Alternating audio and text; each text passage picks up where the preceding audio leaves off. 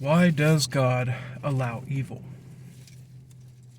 This is a question that a lot of atheists have. A lot of Christians can't defend this question. They don't know the answer to it. And so that's why I wanted to cover it today. So, if you have the question, say your house is broken into, something like that. Why did God allow that? Well, first off, he didn't cause it. And a lot of people don't realize this. If you read the Bible, you understand that the ruler of this world is Satan. Now, God does interject sometimes, and he's there with us. But you have to understand that this world is ruled by Satan. When you say, why did God allow this evil person to do this to me? I would ask, well, why does he allow you to sin? The answer is free will. So the ruler of this world is Satan. Not a lot of people know that. A lot of people think that God is pulling all the strings and stuff, but actually he's sitting back and allowing sin to run its course. God is allowing this because of Adam and Eve. They chose to sin and they followed Lucifer. Now, you might say, this isn't fair. I didn't choose this. Why is this happening, because of Adam and Eve? This is, 6,000 years after this happened. Why am I subject to this? Well, we all sin. We've all made that choice. We may not have known that it was following Lucifer's plan, but that's why. The reason why sin is so bad is because its very nature is to impose on others. Think about the commandments. The 6th is do not murder. The 8th is do not steal. The 9th is do not bear false witness. All of these are about not imposing on your neighbor. Sin is about imposition. When you sin, you are imposing on somebody. You are doing something to somebody. Now, I had an atheist come to me after their house was broken into, and they asked me if there was a God, why does he allow it? And I said, well, for every person who has asked me that, there's also somebody that they have sinned against that caused them to ask that same question. So essentially, you're going out there and sinning, then asking, but why me? And then blaming God. That person who just got their house broken into, they're probably, they're like, why did this happen to me? But a year ago before, they lied to somebody, they stole from somebody, or something like that. Sin is imposing on people. That's why it's so bad. So, a lot of people say, okay, I get it. We sin, and others sin against us. That's why it's happening. But what about babies? Babies can't sin, yet they get sick, they die, they suffer from SIDS and all of that. Well, the answer to that is sin is like a virus. It gets spread throughout the generations. David, in the Bible, in the Old Testament, he said, behold, I was shaped in the iniquity, and in sin did my mother conceive me. When we come into this world, we pass through the veil of sin. And that's what happens. It's not like karma. You do something bad and something's done to you. No, because the nature of sin is imposing on others, you can show up to this world and boom, somebody else's sin affects you. This is why we shouldn't sin. So we don't earn the bad things that happen to us. Those who have decided to sin have made that choice for us. This is why we shouldn't sin. This is why we should follow the commandments. Jesus said there are 2 great commandments. Number 1 is love the Lord your God with all your heart, all your soul, and all your mind. Number 2 is love your neighbor as yourself.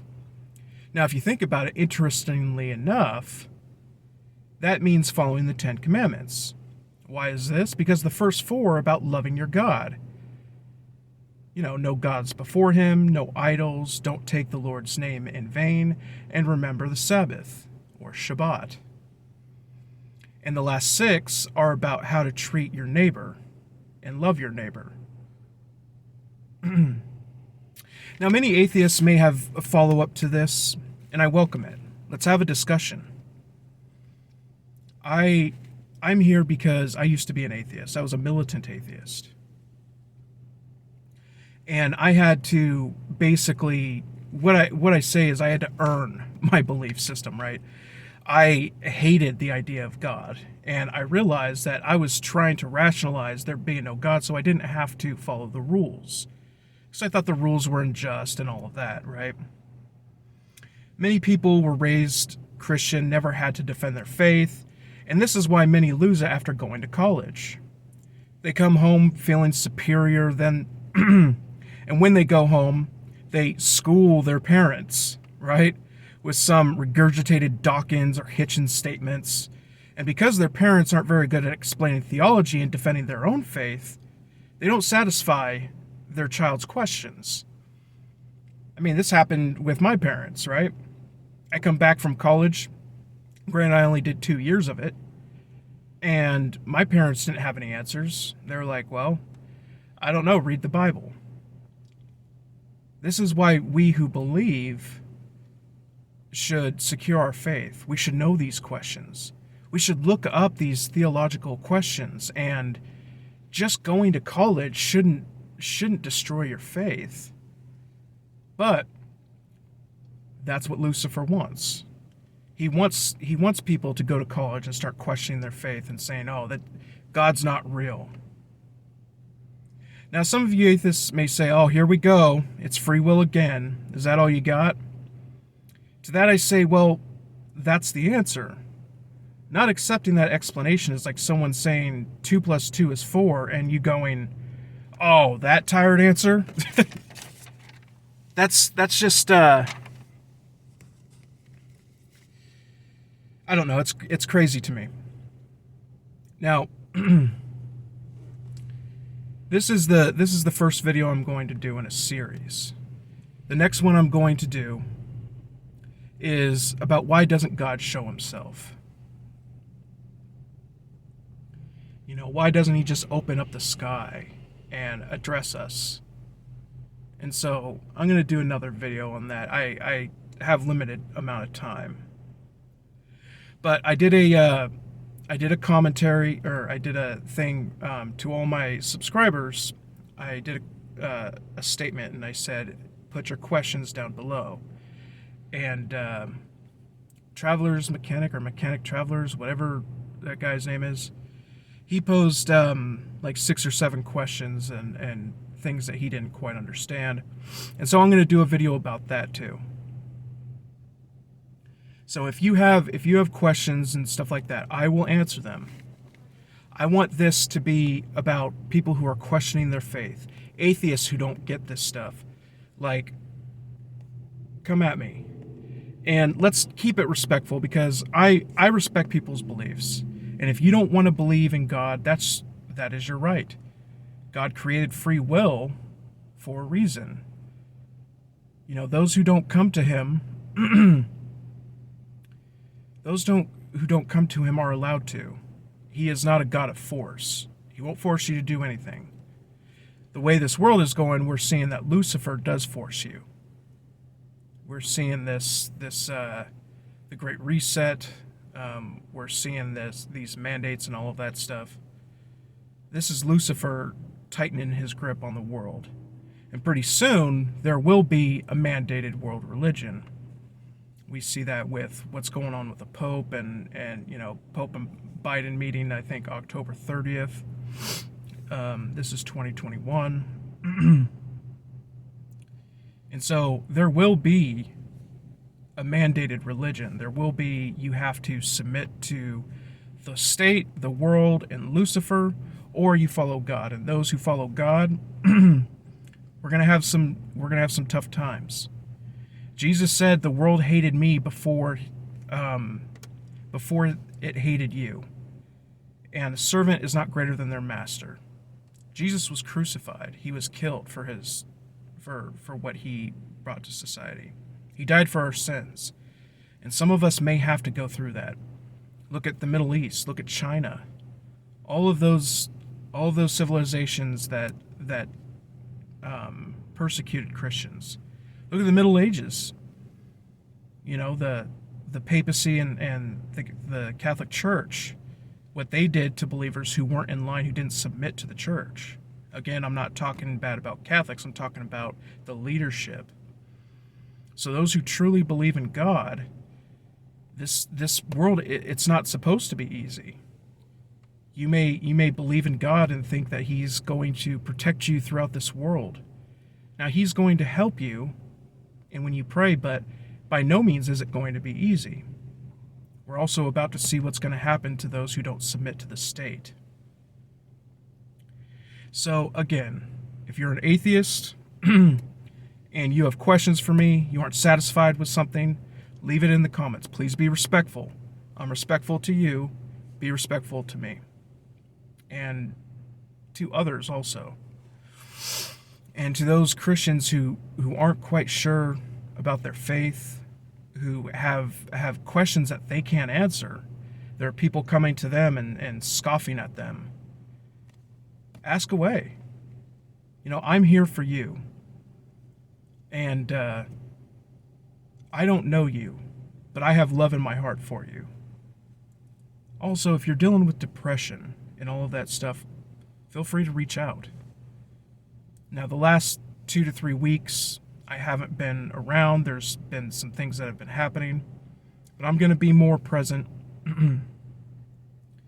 And my goal in life is to help those who need to find their path to God.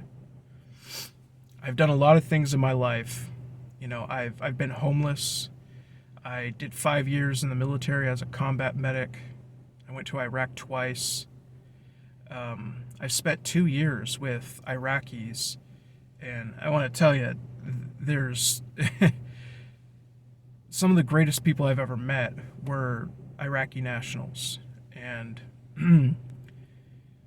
coincidentally enough, a lot of those who were really super nice and loved Americans, they didn't read the Quran. They didn't follow it as you know, as their counterparts do. Anyway, that's another video I can get into. But I've been all around this world. And like I said, you know, it might not be the right phrase, but I pretty much had to earn my salvation. I had to find it the hard way. I had 200 questions that I had before I decided to become a believer. I said, you're going to have to answer these 200 questions, and after two years, I found all the answers that I needed. Now, doing a video on those 200 questions would be like a 2-hour-long video, and I might do that. I still have the questions, and they were hard. I used to follow Richard Dawkins, Christopher Hitchens. I mean, I was militant. I hated believers. But in 2014, I came to the Lord, and you know, I've never been happier. I used to have depression. I still have PTSD, but God truly healed my heart. Now, there's a video I think you all should watch. David Wood, his testimony when he's walking through the subway and all of that. He used to be a sociopath or a psychopath, one of the two, maybe both. And when he was in jail, God healed his heart. But anyways, this video is starting to drag on. But I just enjoy talking to you guys, you know, and you girls. This is something that I'm really passionate about. But anyways, I'll talk to you in another video. And like I said, give me all you got as far as questions, and I'll attempt to answer them. I love you all, and God bless.